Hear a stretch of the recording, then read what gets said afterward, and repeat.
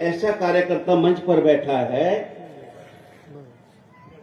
जो साइकिल में पंचर लगाता था 1987 में राजस्थान की साइकिल रैली में मान्यवर काशीराम जी के साथ।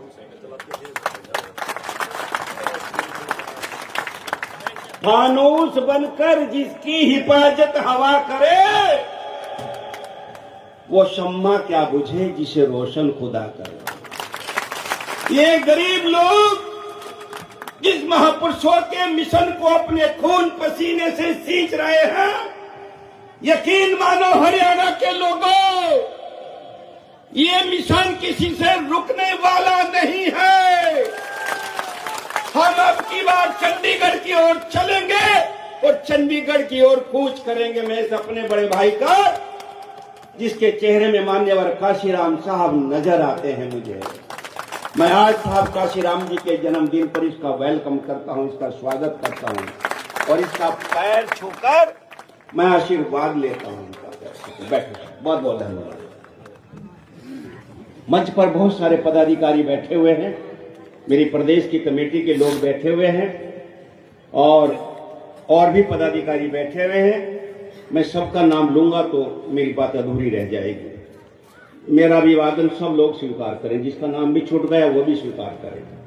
मेरे पत्रकार बंधु, ना कुछ हम देते ना कुछ आप हमसे लेते, फिर भी आप हमारा साथ निभाते हो। और ये बहुजन की सोशल मीडिया, इसका तो कमाल ही है। अगर हम आज जिंदा हुए हैं तो इस बहुजन की सोशल मीडिया से अपने बच्चों की वजह से जिंदा हुए हैं।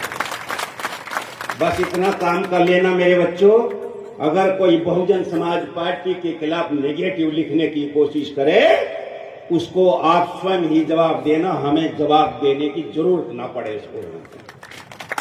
इसलिए साथियों, मैं आप लोगों के बीच में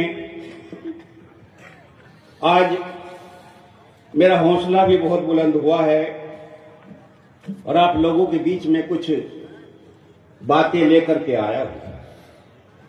बहुत दिन हो गए हरियाणा प्रदेश के लोगों, मैं पहले भी आप लोगों के बीच में आया था। 2-2.5 साल तक मैंने पूरी ईमानदारी से कोशिश की थी।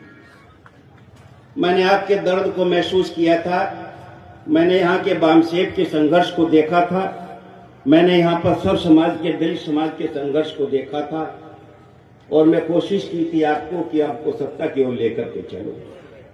आपने भी भरपूर साथ दिया था और ये बात पैदा भी हो गई थी कि अब की बार हमारी सत्ता वापस सत्ता आ रही है। लेकिन कुदरत से कोई टकरा नहीं सकता। जिनके साथ हमारा गठबंधन हुआ था उनके घर में फूट पड़ गई, उनका तो बंदर बांट हुआ ही हुआ, लेकिन हमारा भारी नुकसान हो गया।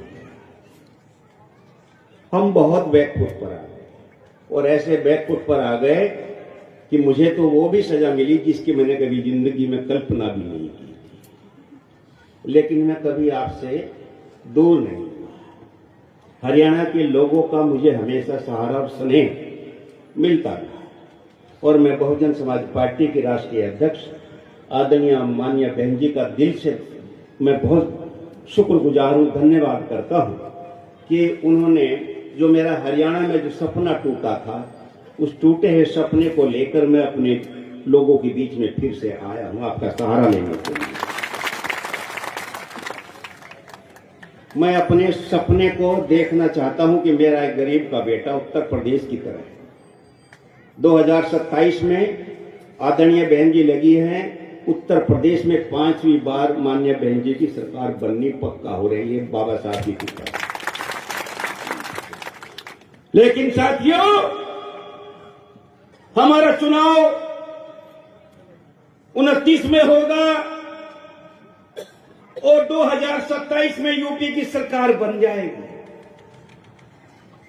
हम ज्यादा देर तक इंतजार नहीं करेंगे। माननीय बहन जी, हम आपसे वादा करते हैं, आप बड़ी सरकार यूपी में बनाओ, हम छोटी सरकार हरियाणा के लोग आपके पीछे पीछे हरियाणा में बनाने का काम करेंगे। हम अपने सरपंच जिताएंगे गांव दर गांव जाकर, अपने बीडीसी जिताएंगे।